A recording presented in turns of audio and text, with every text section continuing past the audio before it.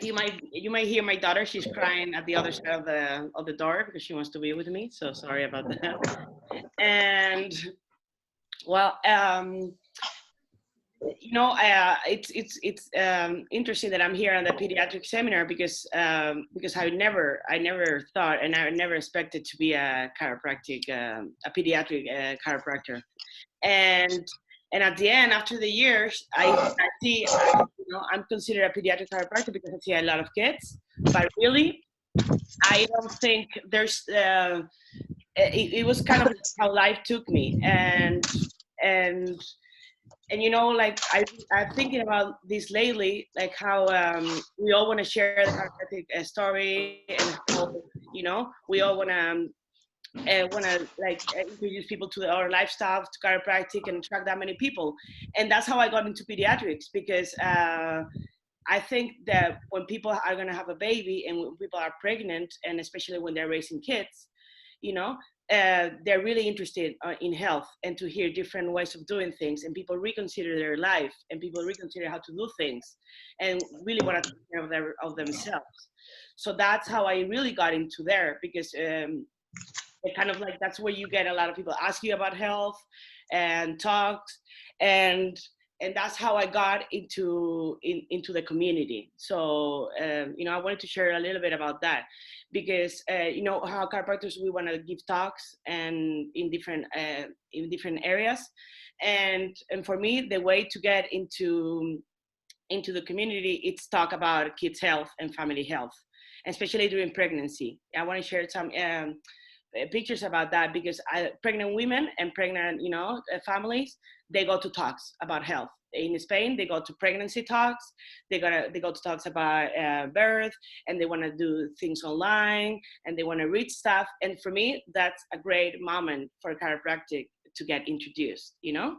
And I don't normally go and I don't like introduce the talk, or they didn't call me from the hospital, because I do this in one hospital and another birth center, and they don't call me to talk about chiropractic. They would call chiropractors because we're an experts on that process.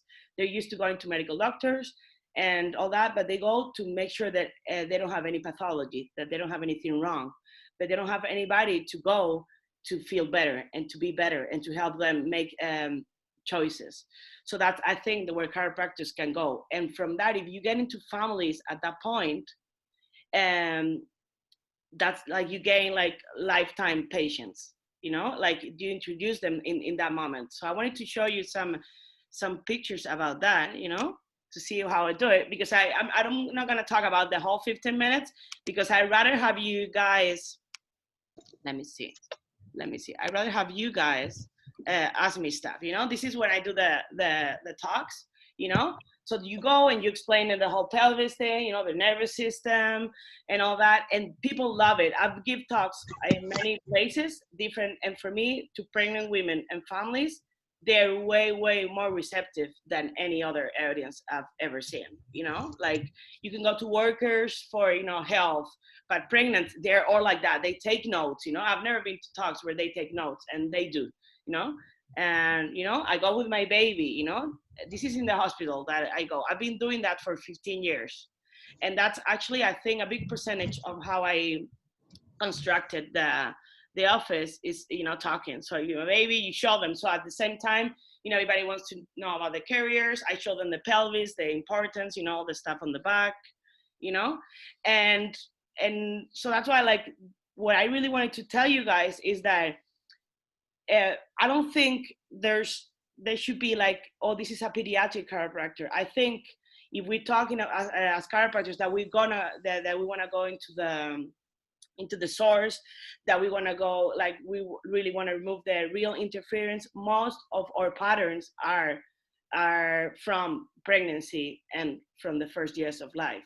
So if we really want to go into the source, for me, adjusting kids should be something that any chiropractor should do, because that's where you really get to the source of the problem and where you really can change. And we know all that, how the nervous system, it's very plastic, and we can do a lot of stuff from there.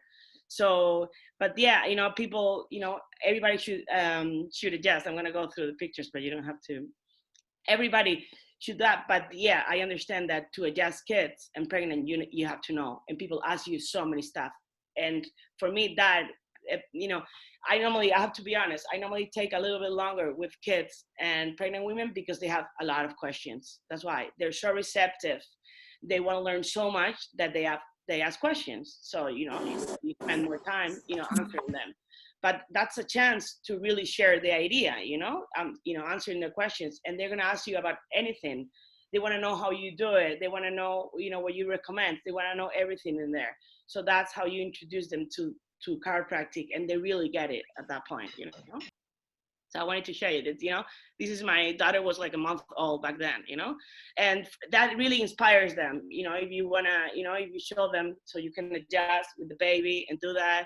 So, you know, because yeah, it was easy because I've been doing this for 15 years. So I can do it even after giving birth, but my brain wasn't working that well. This is the main private hospital in my city. And this is all due to the midwives, because for me, midwives are the key to get into the system. Midwives are healthcare practitioners that are in the middle from, you know, the normal medical system to the more, you know, the way we see it, the more vitalistic side that we see. So we midwives are really in the middle. That's why they suffer so much, because they get from, you know, from everywhere. And for me, they're the bridge to get into there. I've got into all of this through the midwives. They get our lifestyle, they get chiropractic so great, but they also work in that system. So they're the ones that invited me, and normally they're the ones that they refer more patients to me, and I would recommend to do the midwives. And if you're not really interested seeing that many kids or knowing about it, it's really a way of sharing the chiropractic idea. You know, you don't need to have your office full of kids, but at least you get to offer the families a different, you know, way of living, and they're gonna really, really love it. You know, this is me adjusting the kids, because sometimes people that have been to the talk the month before bring me the babies to get checked, and I do it. And yeah, and I do it for free, because, you know, they see how I adjust the baby, they realize how it's really not, you know, it's very soft, you know, and they love it, and kids love it, you know. And this is, you know, they normally like to take a picture with me. You know, this is are the midwives right here, and this is the hospital. You know, this is how I show them the C shape. I do everything. Like, I take the babies and I show them how, you know, because they are also so afraid of, you know, when they're so afraid of how I'm gonna carry the kid, because I'm gonna hurt them. So you show them that you can really, you know, do that the kid. So, you know, and you see at the back, you know, you do the whole nervous system thing. You show them the subluxation. So you have a baby, but then you also have the subluxation thing on the back, and they get it. You know, this is a pregnant woman. You know, you show them the round ligament, you know, how the belly, the balance, they get it. And I have a lot of medical doctors that come into the talk, because, you know, they sometimes they're pregnant, and sometimes they're just in the hospital, and they want to come and hear it. And, you know, so you have to, so, and they really, really like it, because for me, like for pregnant, because there's not that many people that know physiology of pregnancy and kids. That, you know, pediatricians, they do a great job, but they only know pathology. If you ask a pediatrician about what kids have to eat, they don't know, because they don't know about a healthy nutrition. They know about the allergies, and sometimes they don't. But, you know, or, you know, and I was looking the other day, and the first cause for families to bring a kid to the pediatrician on the first 2 years of life are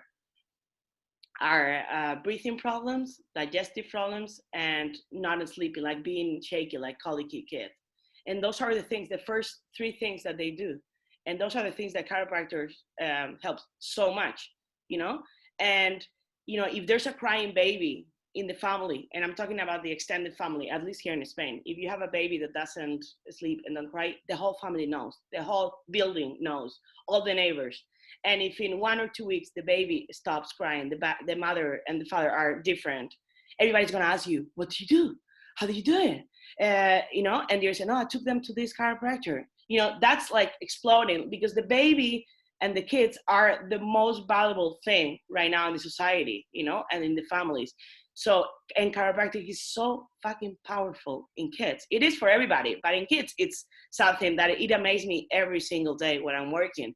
So from every baby or every kid that you adjust, you get so many more people in the family. You get the neighbor, you get the teachers, like all the teachers in the kindergarten, we got those too, they have a baby that, it's like very nervous and that nonstop, or they're like have breathing problems. They have to take all this shit, all the time. And suddenly they go to this place and they don't have to use them anymore. They refer so many patients. So for me, seeing kids, it's a matter of consciousness. If we're gonna go into the source, we need to see kids and know about it. But if you don't do it out of whatever mind you have, it's the best way to create a chiropractic office. And it's the greatest way for me to be in the community and have a great reputation in your community. So really, I think I don't know in every country, but in Spain, where chiropractic is not recognized and we're nowhere, like our offices are full, but we don't exist in anywhere. For me, a way of getting into the system, not losing our values, is through, creating a family practice. So please, all the Spanish chiropractors around the world, I think we all do that. We can really help the future of our profession and the health of people.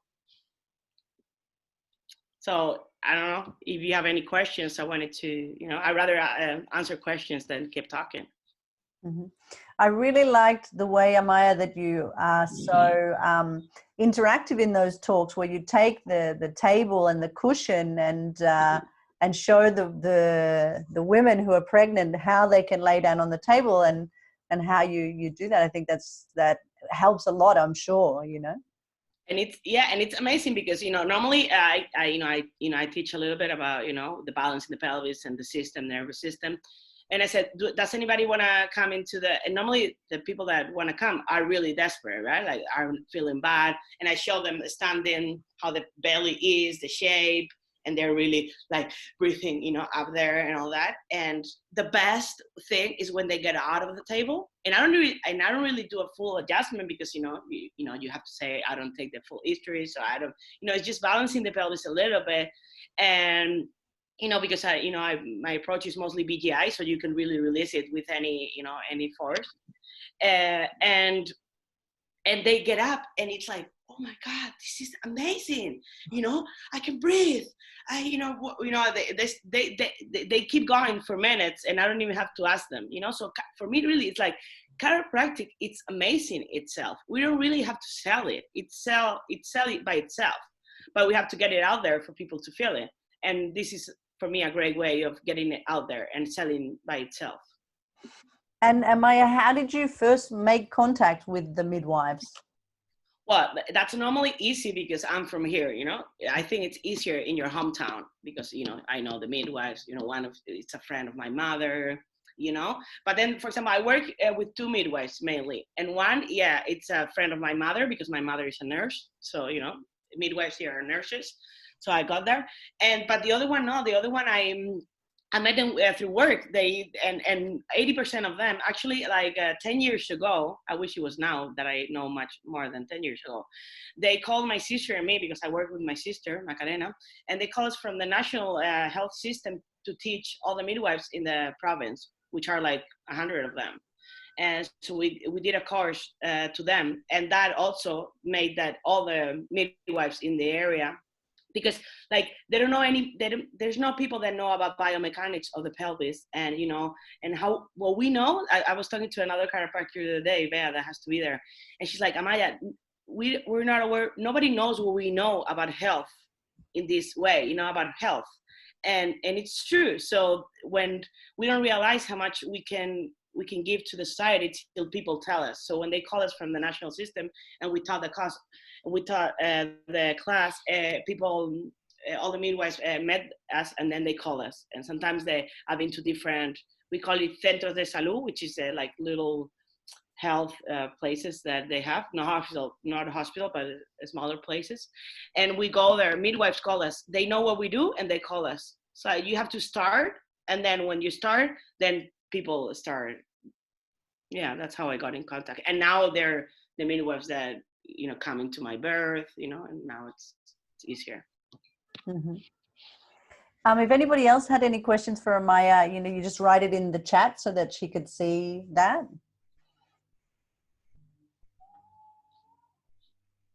Did you have any? I'm gonna do let's see. Let me read. I have a few clients who have come from muscular events that have been very short. I don't want to be pushy. Let me breach. Well, yeah, that's true, because like some people that come from musculoskeletal things, and they come into the waiting room and they see so many kids, and they go like, why are they here? Do they have pain? Like, people that come from, that's the thing. For me, that the waiting room would be the best place. Like, maybe you can convince those people, but if those people are in your waiting room and they see other kids, that's how you create it. So sometimes you got to be patient. That's why I said chiropractic as a cell by itself. So yeah, a lot of people bring their kids because they see other people's kids in the waiting room. Our waiting room is a mess. I have to admit, it's, there's 4 chiropractors in my office. We only have 3 adjusting rooms, but there's sometimes 3 in a row. And imagine, like, like 3 kids per chiropractor or 2 kids, it's a mess. But that's also like, it's life. I'm sure some people don't like it, but some people love it. They see kids, they're healthy, they go, they talk, and mothers and fathers, they talk by themselves. Oh, why are you here? Or what that? And oh yeah, I had that breathing problem. Oh no, I'm just here to take care of my kids. I don't want them to be how I am right now. So for me, these patients, they just have to be in their waiting room seeing other kids. That would be, I'm not pushy. Maybe I could be better at that, but I don't normally tell people to bring me their kids. If sometimes they ask me something, I said that chiropractic would help, and they bring it. But it's, I think it's better if they see it themselves. Any other questions? Maybe, Amaya, while people are sending questions, could you tell us like a little story, a little case where you've had recently that has been really uplifting, or a big change that you saw, or a sweet little case that you've had lately? Yeah. Let me see. Well, anything that it's easy. So sometimes I like the simple cases, like I'm gonna share a case that it's not. I went to the hospital. A patient called me. There was these 2 months old that had these breathing problems, and she asked me if I could go to the hospital. I've been like a few times, but I never go to the hospital to adjust kids. You're not allowed to, and here, that was years ago, and I went there and I remember I sneaked in, like it was like I was their baby aunt or something, and I had, so I was there adjusting the baby, and then the nurse came, and I'm like, fuck, and I was like, I was like supposed to, pretending I was the aunt, and then she was like, who are you?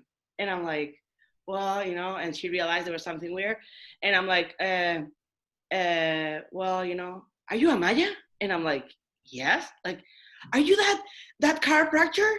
And I'm like, yes. She's like, oh my God, I've heard so much about you, all the kids here with the breathing problems, I've heard about you.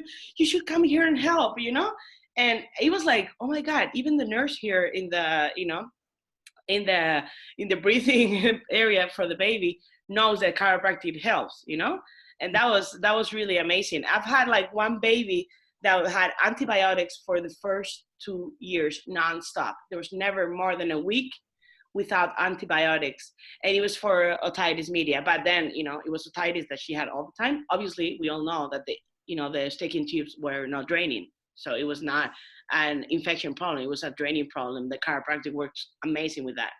And after 2 adjustments, she hasn't had, and she's already 10 years old, and she hasn't had 2 years. Imagine what the impact on somebody's health to take antibiotics for 2 years. Like really, like right now we know the microbiome and all that, and every antibiotics that we can really take out of their health, it's really impact.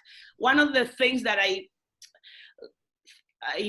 people ask me is like, we are never going to know the huge impact that we're making into kids' life. We're not going to know how their health would be without us. We're not. We can measure that, and research would never be able to measure that, but we know, and people feel it. and people feel it. So that's what we could get out of that. Awesome. Thank you so much, Amaya. Thank you so much for that. Thank you. Really great to hear from you, and good luck in this next week. And I hope everything goes really well with the pregnancy, and you'll have your new little baby real soon. Thank you. Yeah, anytime. So Maryanne, you're next. Are you ready? Yeah. Okay. Ready. I'm passing the mic over to you. Good luck. Thank you. Hi, everybody. So good to see everybody and to be with you. My name is Maryanne Shiozawa. I'm in London. And Amaya, thank you. That was so amazing, so inspiring. And you can't help but echo each other, because we love what we do and we're taking care of kids. So I am American. I graduated from Life University in 97, so I've been practicing for about 23 years, which is crazy.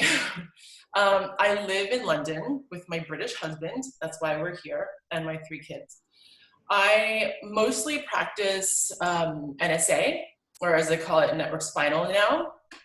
So I see a lot of babies and kids with neurological difficulties, and they're diagnosed with ADHD and dyslexia.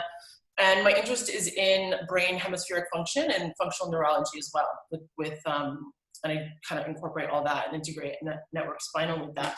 And I'm also very much involved in the ICPA. I love taking their courses, and they're awesome. So if you haven't already taken anything, I highly recommend them. So what I want to do today, in the 15 minutes that I'm gonna talk, and I actually want to set this timer. So I want people to learn at least one new thing, and so that you can get some value.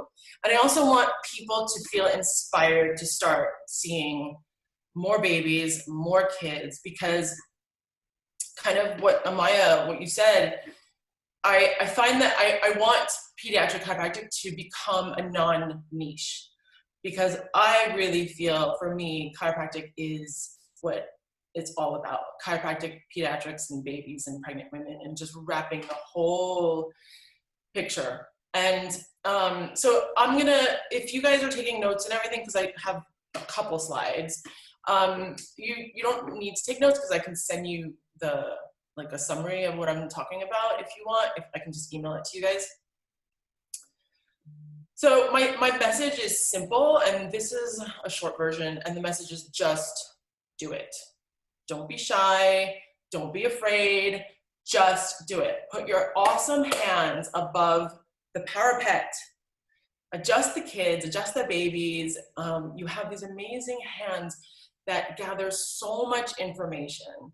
Use them, touch their spine, palpate, learn what tone feels like.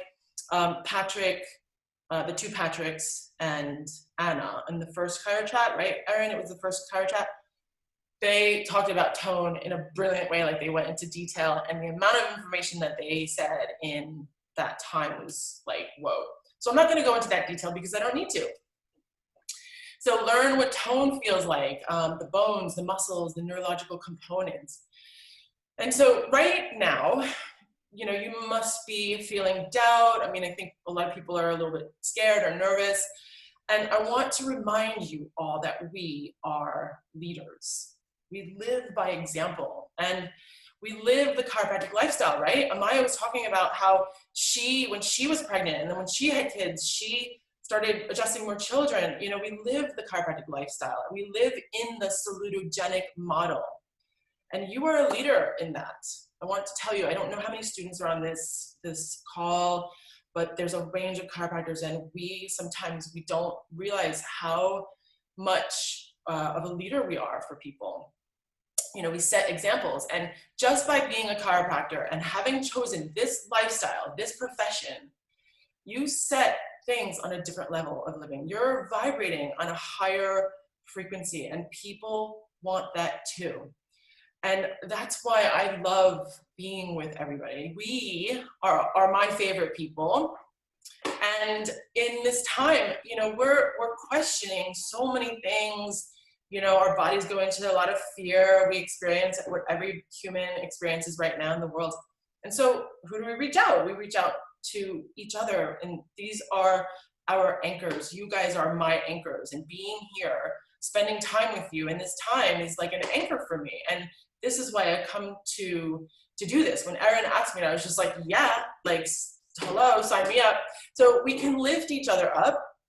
And you know, we know there's so many crazy things, some content out there. Like, quite frankly, I don't look at the content that much anymore because it's all really the same. It's on the same broken record, the same loop of information. And yet there's us. And this is where I get my energy. This is where I get my fuel. And that's where we want to anchor ourselves. And that's what I really want to touch on.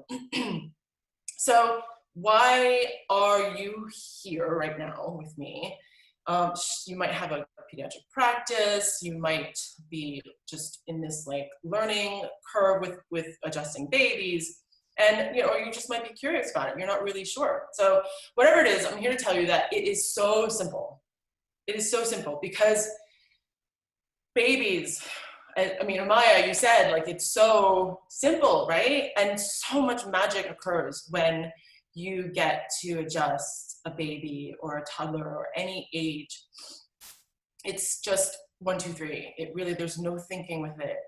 It's just being with a baby. And so holding a newborn and seeing a mother suddenly have tears because now she can bond more with her baby because both their nervous systems, the whole family, but you know, you got to start somewhere. Both their nervous systems are clearer and calmer. And then you get these tingly feelings and you start tearing up because you see this right before your eyes, what you are facilitating, what you're helping, and you're a part of that. And so being it's such an easy thing, being a pediatric chiropractor, although, you know, I want to take out the niche because it's all encompassing of the chiropractic philosophy. So I'm going to just give you guys some super basic things. So I'm just going to share my screen. Hopefully this will work. Can you guys see? Okay, so simple steps. Like, this is so basic, but if you just do this, I promise you, you will see magic in your practice. So look and observe, immediate observation. When the mom comes in with her child, whether it's a newborn or a 1-year-old that's starting to walk, or a 14-year-old who has neurological issues, look at their gait, smile at them, build trust. You want to talk to them, you want to engage. The parent already trusts you because they've walked into your practice. For some reason, probably they were referred by a friend and they had amazing results. They already trust you. So now your job is to build trust in the child. And when it's whatever age it is, doesn't matter because the babies feel this, their hearts, they're ready to open up. But then the older they are, the less they are willing to open that up. So you want to build trust, you want to smile, you want to talk to them, really look into their eyes.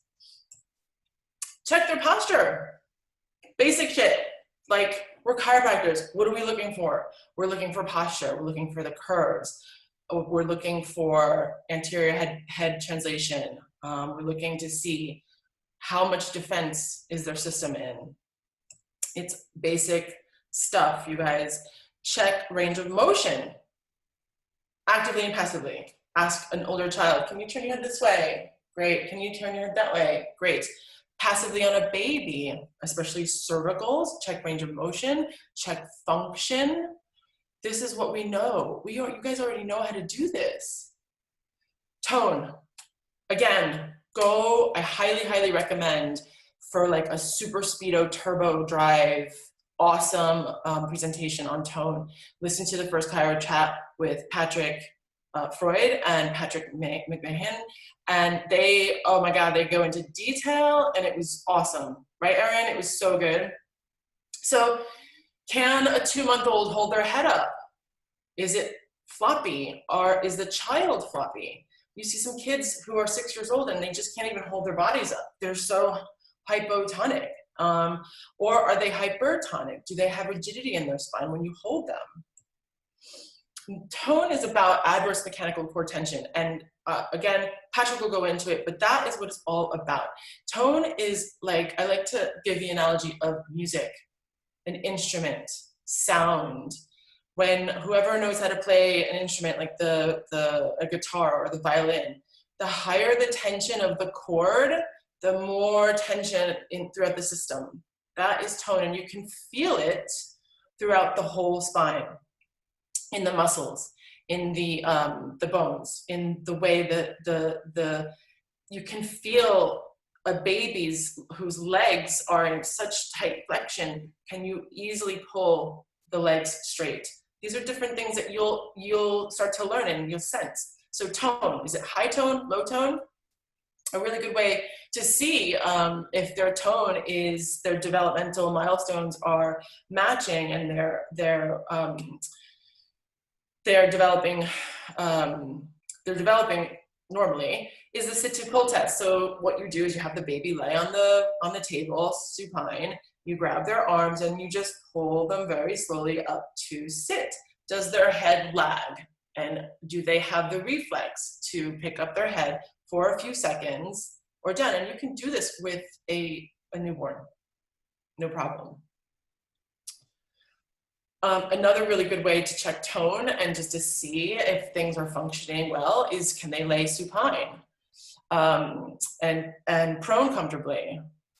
Again, that's an indication of adverse mechanical core tension. And presence, presence, presence. Connection, connection, connection. And touch, stop, don't stop touching. So I'm gonna stop my sharing. You guys can see me now, okay. So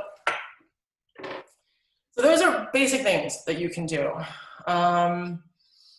You know, I was checking one of my practice members who just had her baby a few months ago, and she came to me because her baby was breech, and she heard that I do a technique called Webster.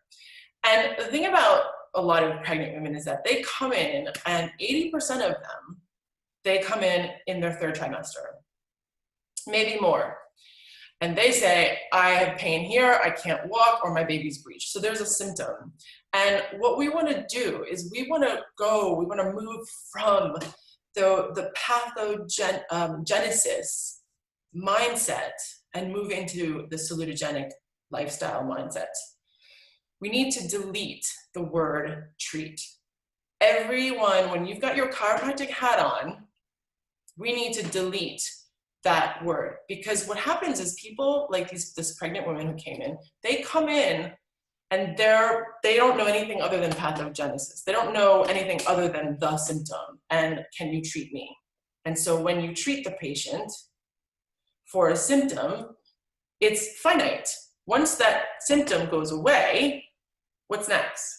So you've kind of driven yourself into, you've built a rod for your own spine. Like you need to wiggle yourself out of that. Well, how do I go from, and it's like the question that Bridget asked, how do you go from pathogenic conversation to salutogenic? So, you know what?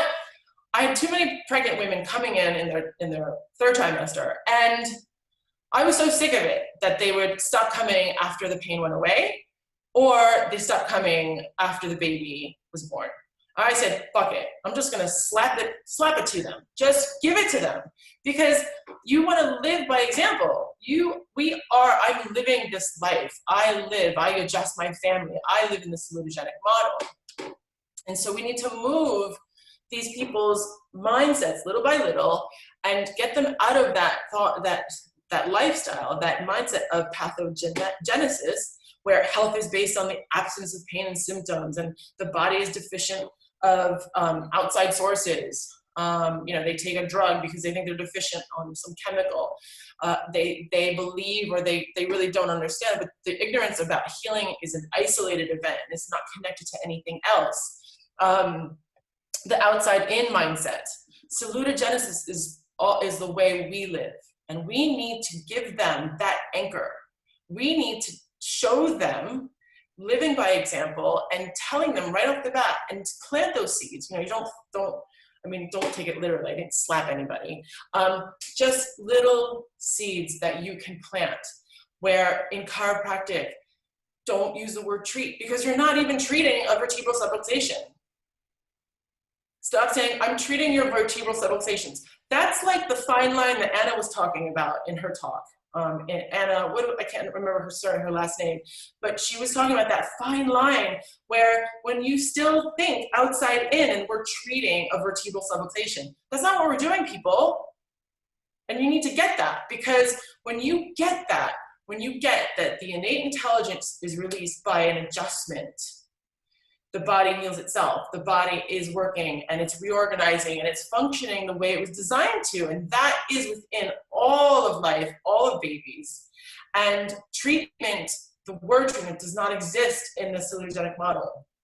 So I'm kind of going a little bit further. I think I'm passing over my 15 minutes, but, and I can start answering some questions. But one of the things that that I want to talk about is something that Donnie Epstein, he created and designed. He is the creator of the technique, network spinal.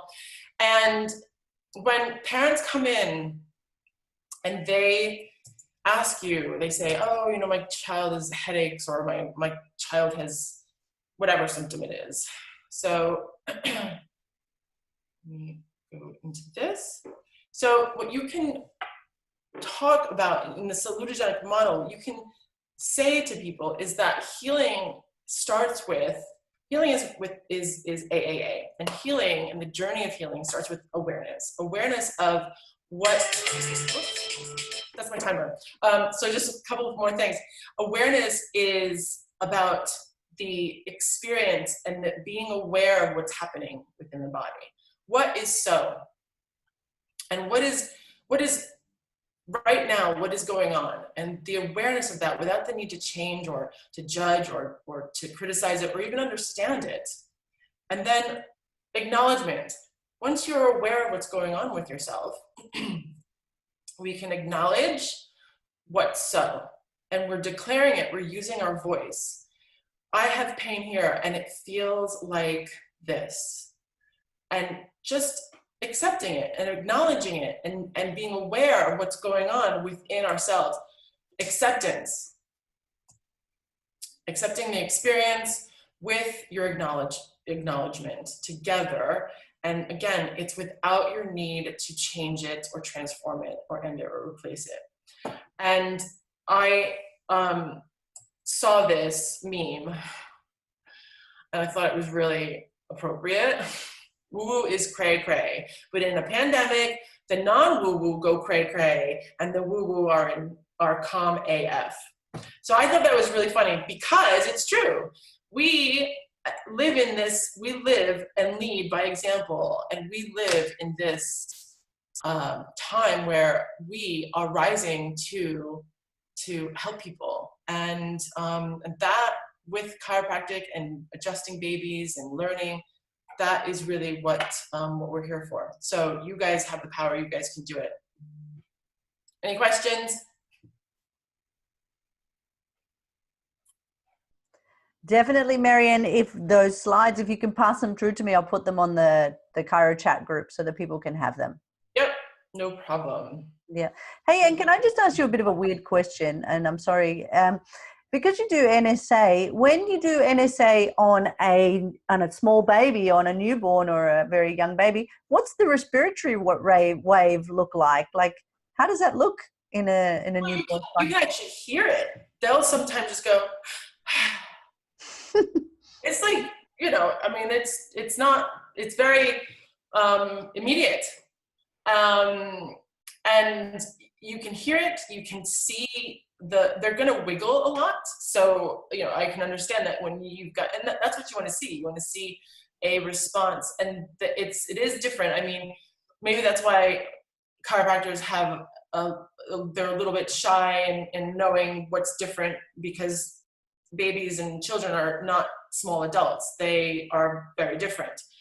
But it's a combination of, of all the parameters that change and shift at each time you take a contact.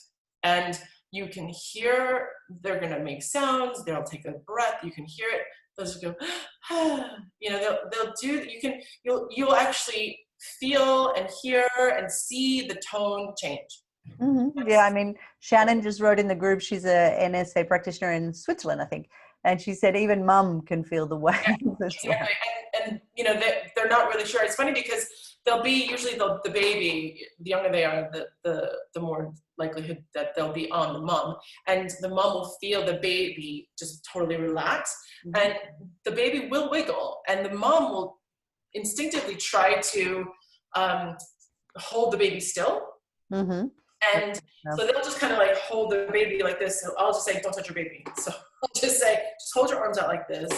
And because I want the baby to experience, and we want them to move. We want them to experience the adjustment so they can, you know, wriggle out that tension that's up in that area there, you know, and you'll see that they'll do this like weird kind of wiggle because they're wiggling out that tension, the tone. And so when that tone just eases, the mom feels that. So yeah, so great. And then another silly question. Do people come in now and want to get like the Gwyneth Paltrow entrainment? Yes, they do. Okay, right. I saw the Netflix Goop series and I so want to try it. Yeah, I thought that the network's going to be massive now after this. Yeah. And this is exactly what they say. But you know, we've had to create like a script. Well, I've had to.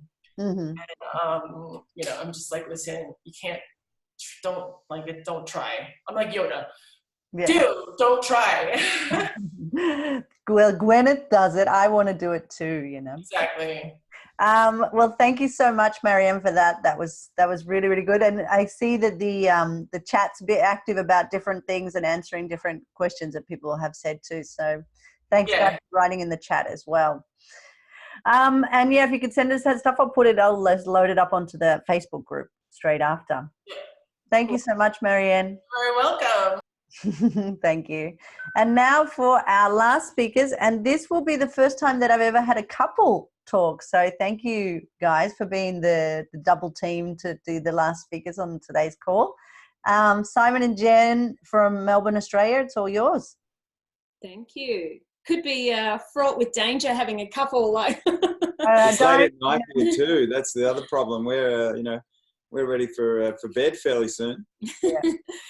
Thanks for having us, Erin. And we've been having a look around at everyone who's here, and it's such a great thing to do to bring everyone together in this time where, you know, we're all at a bit of a loss as to what does it mean, moving forward. So even though we're in Australia, we totally, have that same trepidation at the moment. And for both Simon and I, for those of you who don't know us, we are both chiropractors.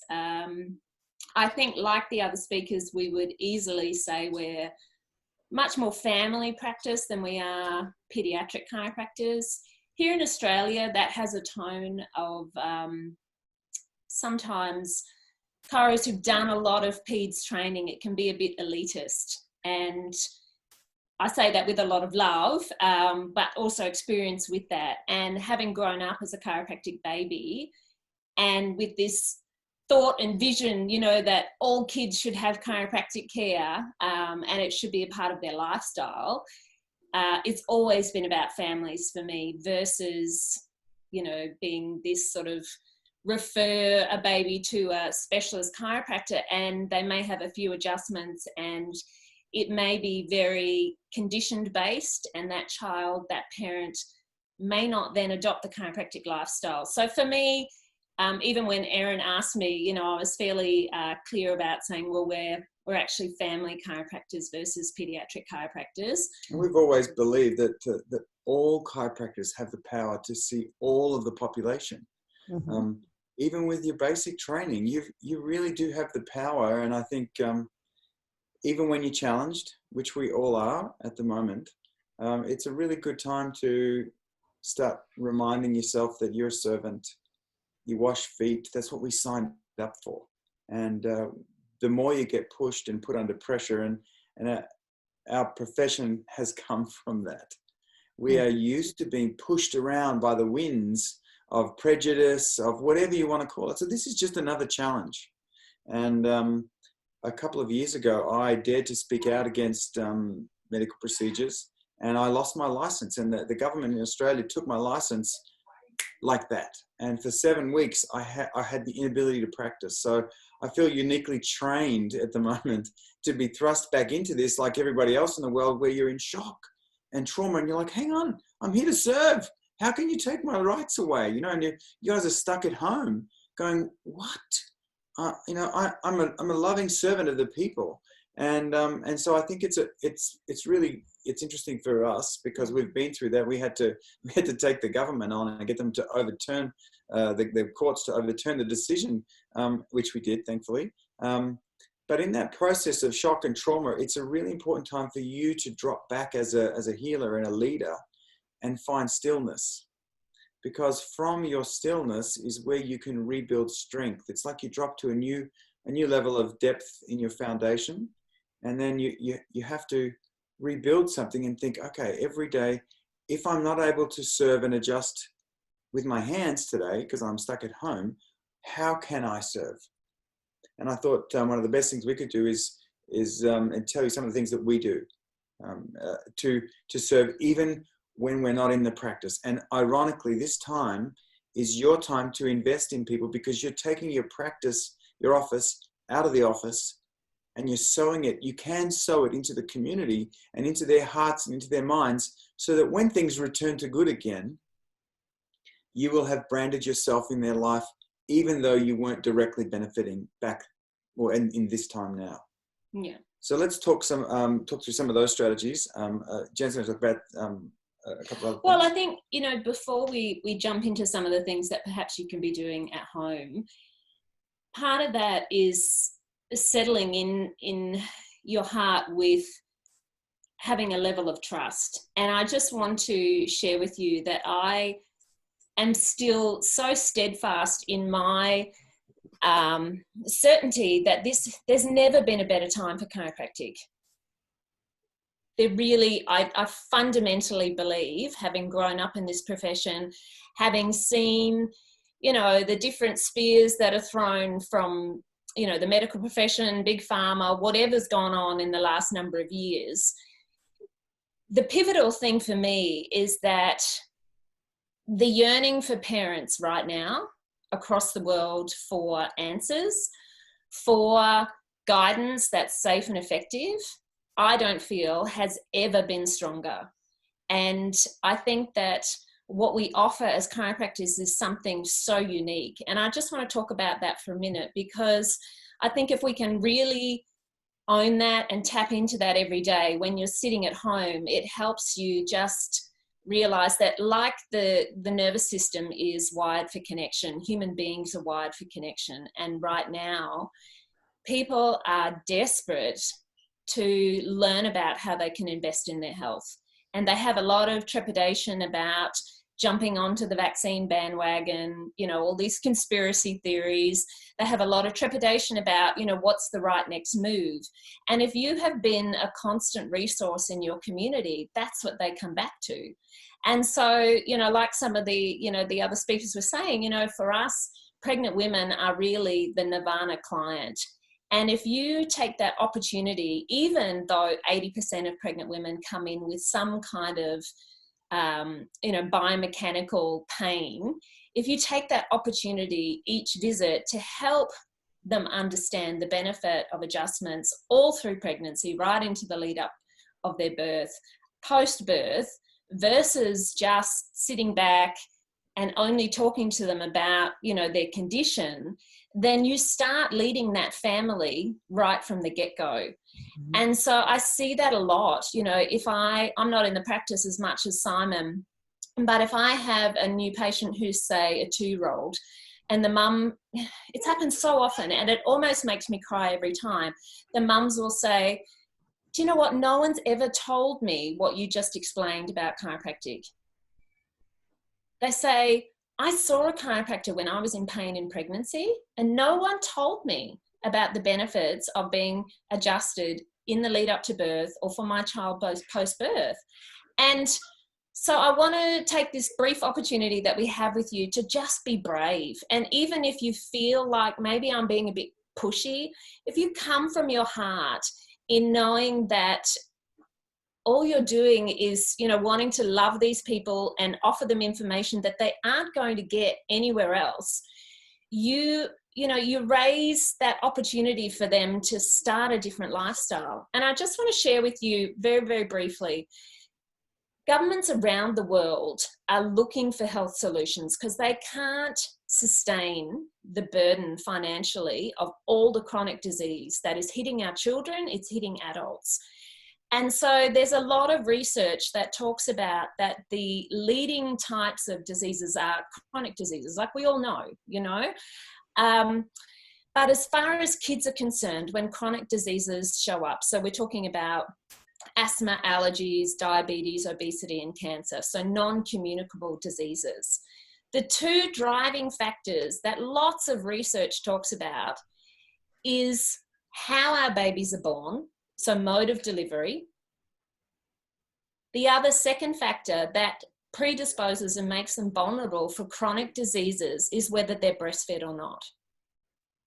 So I just want you to sit with that, because there's no other profession that offers what we do in helping lead women in pregnancy towards a more straightforward birth with less need for drugs and intervention, which helps them have more of a physiological birth. Even if they have to have a cesarean, you know, we're setting them up to know that one of the first places they come post-birth is to our practices, where they're more likely then to breastfeed.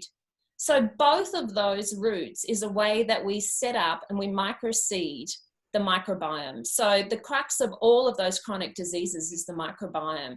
And we are one of the only professions that's really helping to support the health of our babies. And so I think we're in a unique position where A, parents are questioning more than ever before.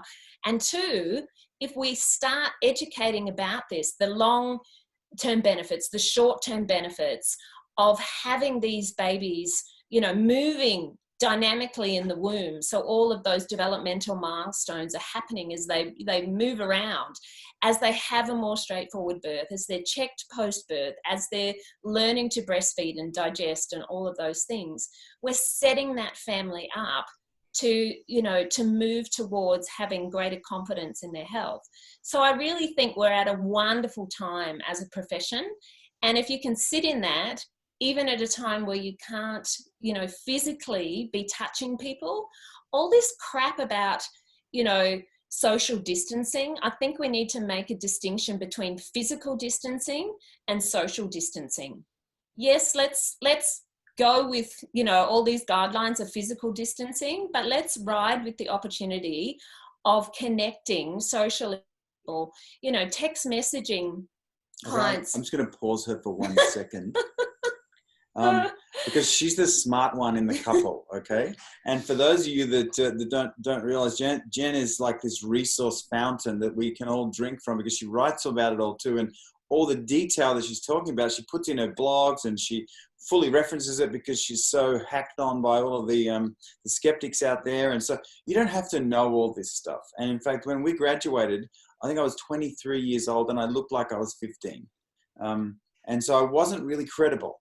But what I did do is I borrowed from the tribe of chiropractors. And when someone said, oh, can chiropractic help with this? I'd be like, yeah, we've seen that before. And I hadn't even seen anyone at that age group. So you can borrow our stories. You can borrow brilliance from some of these amazing people like Jen, like these other amazing authors and incredible practitioners out there who you can collectively use our experience. You can collectively use the stories you've heard. And I'm hopeful I can squeeze in, if we have enough time, a couple of stories from today to show you what happens in the practice, even 25 years down the track, the things that you get challenged with that you have to borrow from universal intelligence, because your own brain can't possibly fathom or coordinate or rationalize something. You can use your heart and your passion. And I think I spent the first 4 or 5 years in practice borrowing from the chiropractic collective, saying, yeah, we've seen that before. Yeah, we can help that. I've never seen it before in my life, but we, you know, have that capacity to help you. And then I had a really humble attitude of saying, I'll do whatever it takes to help you. And now that we're at home, I still will do whatever it takes to help people. Not that we are fully at home, but what you could say is, I'll do whatever it takes to help you. I don't have the answers today, but I'm involved in this tribe of healers, and I can reach out to people like all of us around the world to say, I'll see if they can help me. And then I'll bring that information back to you, and I'm with you. I mean, you're in this for the long haul as a healer and a practitioner in your family's life. So you don't have to have all the incredible articulate answers for people. You don't have to have all the clinical experience, but what you can do is you can say, I'm a servant and I wash feet for you. And I'll be there for you, and I'll search however long or wherever I have to search to find answers for you. Yeah. And I can remember just, quickly in my first week of practice, and having grown up in this profession and having lots of confidence. And then I hear, I know I've got this newborn baby booked in as a new patient, and I'm adjusting someone, and I can hear this screaming from outside getting louder and louder as, this family are bringing in this screaming newborn child, and my hands are sweating. And we do this history, and I'm asking questions. The baby is non-stop screaming the whole time. The mum's distressed, the grandmother's distressed. I look at her, she's bruised all down one side of her face, inside her mouth. She'd had a really traumatic forceps birth. And I just sat there and I asked for Maryanne to guide me. And I said to them, I don't know exactly what's going on right now, but I want you to know I'll do whatever it takes to help you. And at that point in my career, I didn't know all the techniques I knew right now. I only knew what I had gathered from university, and they were still wonderful techniques. Maryanne connected with that baby. We do what we do. Innate works. And then I ring them later that day, and that baby had slept, for 8 hours straight. And the mother didn't even answer the phone. It was the grandmother, and she's like, I can't put her on. They're both sleeping. And so, it's that humbleness of whatever it is. Even if you're a few weeks into practice, 10 years into practice, if there's something that you don't know about, authenticity is the new black. People love it. It's palpable when you eyeball them and you say, do you know what? I'm going to look into that for you, and together we can work this out. I'm here for you. I really think that authenticity is something that has made our practice flourish in our community. And you have to use your heart. We have these incredible hands and this incredible philosophy that we can use as a base to lean on, especially when times are tough. And I've been in practice 25 years, and today I had last week I saw this patient. He's Down syndrome, and he is 17, but about the size of a 12-year-old. And his mother came in and said a week or so ago, and sort of said, look, we've come from the Children's Hospital. He was doing some Taekwondo, which he loves, but he's dislocated his C1 and C2 vertebrae. And I've got photos I've pulled up in the app. So I was like, oh, okay. And they've said to just go home and rest. This child literally is like this with this massive, although they said he's got a torticollis now, and that'll just be something you have to deal with. So I took another x-ray because I only had the MRI, and the C1 vertebrae, if this was the peg of C2, the C1 vertebrae is literally tilted down and pushing into the back of this child's throat. And he can't swallow. His neck's all swollen, and he's antalgic. And the mother said, it took me 45 minutes to drive 5 minutes to get here because he can't handle being in the car, and he's wailing and howling. She said, I haven't been able to go down the street. I was like, oh boy. And this boy wasn't able to lay on my table because he couldn't extend his head back. So I had to sit him in a chair. and then the C1 is anteriorly dislocated into the back of his mouth. And so I had to go, oh, well, what do I know from a chiropractic perspective other than everyone says don't touch the C1 of a Down syndrome child? And I'm like, And so I put a glove on my finger and I said, look, the vertebrae come forward. I took the x-ray and then saw it, and I tried to get him to do a flexion extension view, couldn't move. And so I just put my finger, and I said to this little boy, he's like a little boy, I said, open your mouth. And I literally just stuck my finger in his mouth and I pressed into the TMJ, thinking that I maybe use the TMJ to push back and put pressure on the right side of the atlas that was probably 1 centimeter forward, okay, on the x-ray. And I was like, what are you doing, Simon? You fool, calm down here, stop. And my innate just led me, and he let me do it. And the mother's sitting there, and I just put my finger in there, and then I don't know why, no one ever taught me this technique. And I said to the mother, no one's ever taught me this technique. I'm just trusting, and does it feel okay for you? And she's like, I need to, I trust you. She said, I'm here. The doctor has told me, that just to go home, but my child can't move. He can't live a normal life.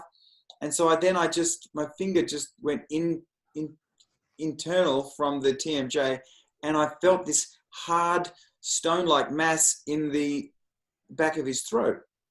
Now I was expecting him to gag and grab my hand or bite me, right? And I just rested my finger there, and I can't explain what it wasn't. I didn't thrust, but I just kept pressing, and I could feel this slip and this movement and this adjustment that I've never been taught happen. And this is a reduction, I will call it, adjustment, because I'm nervous about anyone putting this further forward, in a greater sphere. But it was a very gentle, passive reduction of this anterior dislocation of C1.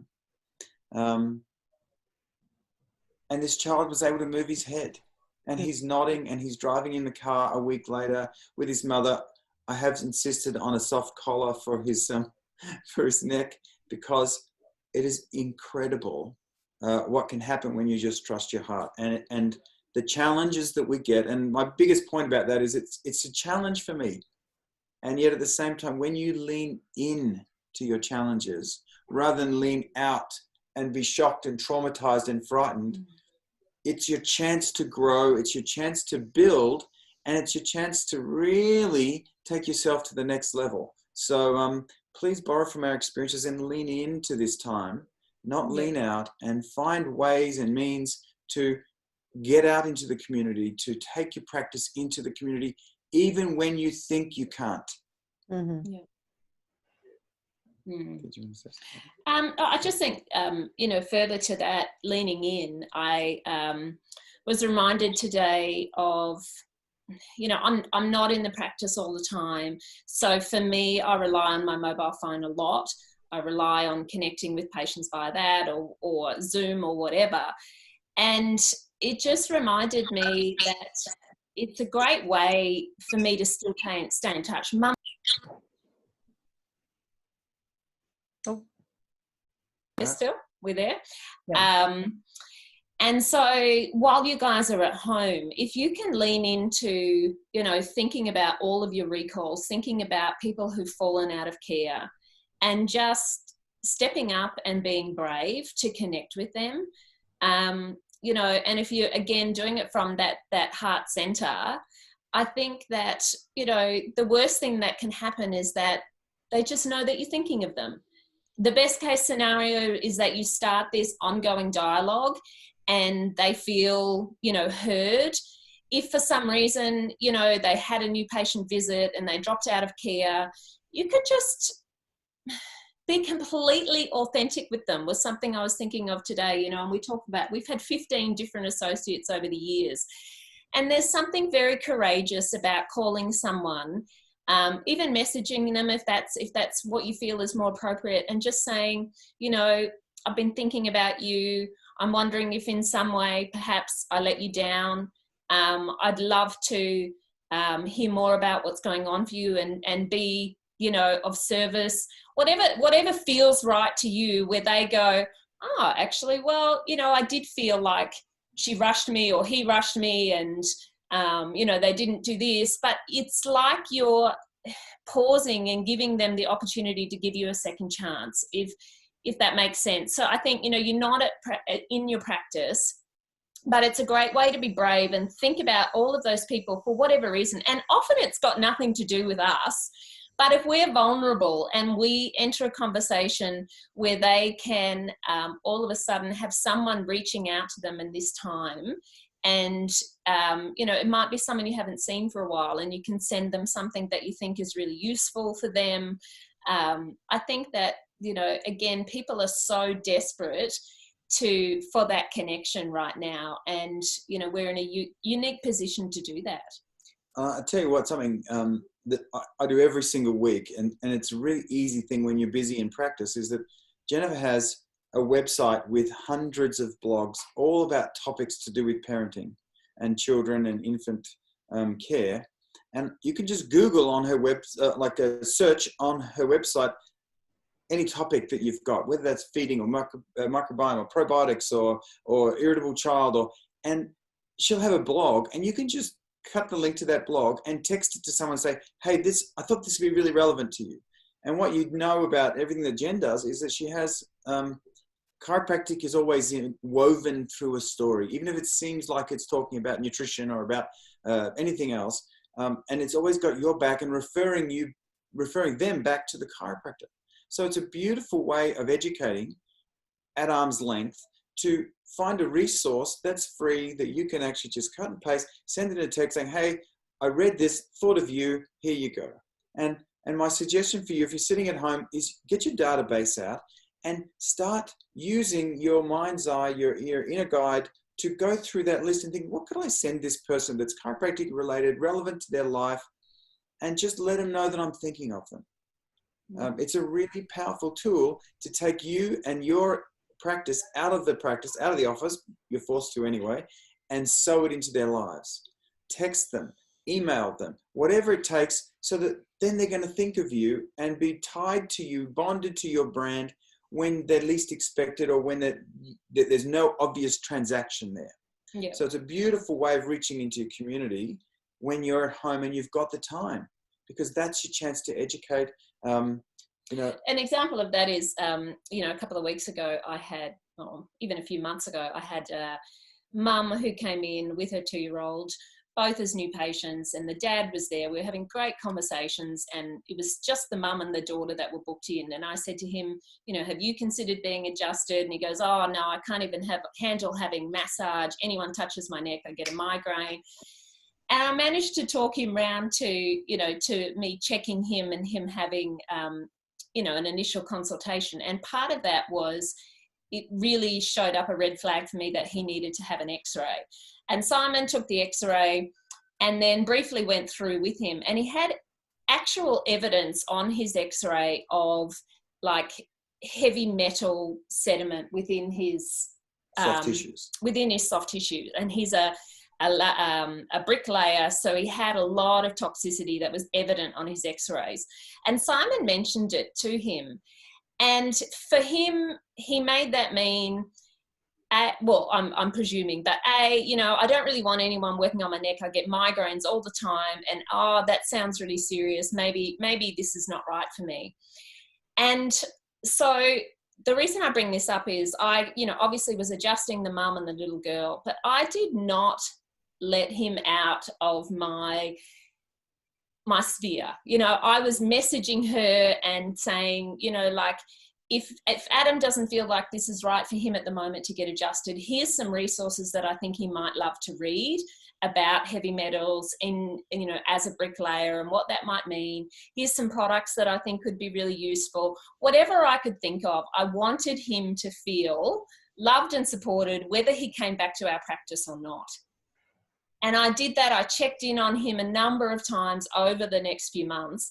And now they literally have their family, their extended family on both sides. There's probably 30 of them who come in every Saturday together and consume about 30 to 40 minutes of time in the practice. There's kids everywhere, there's grandparents. And so, you know, what could have been a really awkward situation that I backed away from and made it mean, oh, you know, he's never going to try on chiro. I'm suggesting that this is a great opportunity to just hold in your mind's heart people who may not be active clients right now and just reaching out, because you might end up with 30 of their family, you know? Mm-hmm. So, yeah. If we've got time, Erin, I'll just share one little other story from today, because I think it's important to remind ourselves of what's happening today in a practice and in someone's life. And the stories are really helpful because we're reminded of how lucky we are to be in this profession. I had a new patient today who couldn't speak English very well, and she's got a 3-week-old baby and terrible, terrible mastitis. She said, I don't even know why I'm here. I just don't want to take the antibiotics. She said, but I've Googled you. And I think whenever someone Googles Jen and I, it's never a good thing, because we've got so many critics out there that and skeptics. I think, wow, you still came? But she said, I've got this terrible mastitis and I just need help. And she's a mother with no sleep, and her baby's not putting on weight, and it's crying a lot, and she's got another older child. And I just said, look, come here.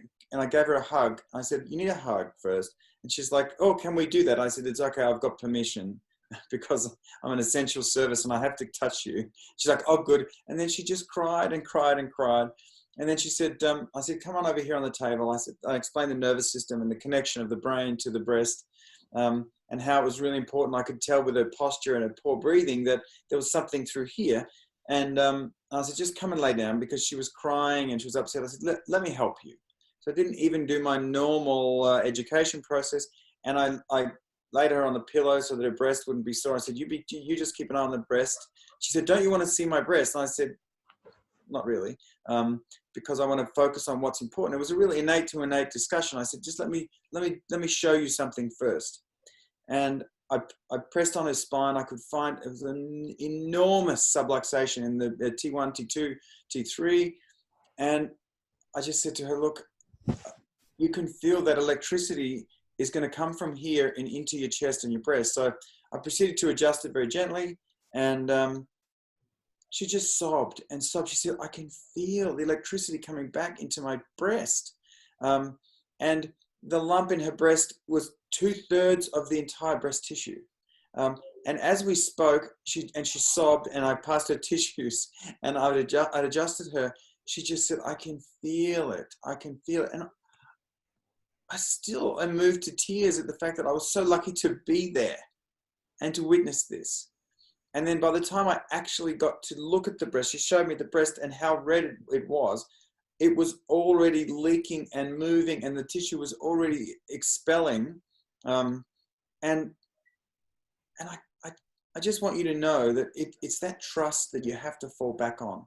That center of chiropractic is there despite us. And if you can just, in a time of stress, drop back into what you know is the right thing, or borrow it from people like us, that chiropractic is a foundation stone for you. And if we could all trust that more, we would take it into the community more. We would be more passionate at taking this incredible art form we have. And we're also really blessed because the service that people are getting in the health sphere right now is so poor that we look like the angels that we are, and we've always known ourselves to be. So if you could just use this time to spread your wings so that you can really fly when you get your chance back, that would be my hope for you from today, that you actually realize that you've got something magical to offer, and the world is focused on health finally. Yeah. So you're the one to take this to them. Okay, thank you so much. Thanks for that, Jen and Simon. There was just a quick question in the chat part that was, and just a quick question to the speakers. What position do you guys recommend for sleeping? Just quickly, Amaya, what do you tend to recommend to mums and dads about sleeping positions? Well, that's actually a hard topic because here in Spain, it's like there's no doubt. Like actually, it would be malpractice to tell them to have their kids on their tummy, so while sleeping. So I tend not to get into things that could be crucial to that. That's my opinion. But yeah, and I don't think it's that bad to sleep on the back. I mean, it's something that I've been a lot lately, but I would say like, well, there's when they're not sleeping, while they're next to them, they could be on their tummy. But for me, I've been to the Michael Hall seminar, and I've read all about it. I don't know what the other ones I think, but I don't think it's that bad, because all the plagiocephaly and all the flat things, we should get adjusted. That's the thing. And kids should be like carry on their, on their carriers and behind that. It's for kids that are all the time on their, hammocks and things like that. So for me, getting adjusted is way, way, way more important than the other part. That's okay. Maryanne, did you want to say anything about that too? Yeah, it's such a controversy. And you have to think about the source. Why did that information come out? And they are not trained in what we know in terms of the development of the spine and the primitive reflexes and the muscle movement. So it's sleeping on the tummy, which is what we want to do. We want to have for them. And I think I agree with Amaya. I think that we need to have babies checked and adjusted, which is number one. And then we know that when their spines, their cervical, their atlas and their occiput and cervical spine is aligned and clear, they will sleep very well prone. So, this is what I tell my moms, my pregnant moms as well, and the moms who bring their babies with the flat heads in. So, and if they're not comfortable with it, but I say, well, when they're napping, you can be with them. If they're really little, if they're under 6 weeks old, you can have them in a Moses basket, and you can have them near you while you're eating or watching TV or something, or when you're napping with them, you can be alert with them. So just start, and then they come back and they're like, oh my God, my baby slept so well. And when you explain it to them, when you explain why it's important, and you explain the structure of the spine of their babies, they get it. They're still scared, but they trust you. So, yeah. I didn't know if Simon and Jennifer wanted to comment just really quickly, because we've really gone over time. No, we're good. I mean, we've had 4 children, and every child slept differently, and you got to do whatever it takes to get enough sleep. If the child sleep, do whatever it takes. One of the, they can sleep between you on a pillow. They can sleep on your chest. You just do whatever it takes. And again, when you're bonded to your children, you can feel it if they're not comfortable. You can feel if they're not breathing, or if their nervous system is stressed. And our job is to tune into that and work through that with them in whatever way we can to get as much rest as we can. I think one quick tip, Erin, is just guiding parents on from about 3 weeks of age. One of the things I talk about in Ticklish is that tummy time's super important, starts being super important from then. So every time they're changing their baby's nappy, briefly turning them onto their tummy to have that extension, because parents don't know that. And so that tends to right whatever's happening with sleep as well as the adjustments. Okay. Hey guys, thank you all once again. I think this is going to be the longest Chiro chat we've had so far. But thank you so much for coming and volunteering your time and your effort. It's really, really great. And then everybody who's on the call, we're going to do another one on Monday night. So it'll be really good if you're all on for Monday night too. Thank you so much. One really quick thing for all of you, if you're inspired after this talk, please, like what Jennifer said, write. This time write about chiropractic at your blogs. You don't even have to post it right now, but you have all these things for the next year to write. Internet, and we have to be there when people search and when people see options. We have to be there. So write, please. Thank you so much, guys. Thank you, Erin. Everybody, Thank you so end the much. meeting now. Thanks, everyone. Bye, Bye, guys. thank you. Bye.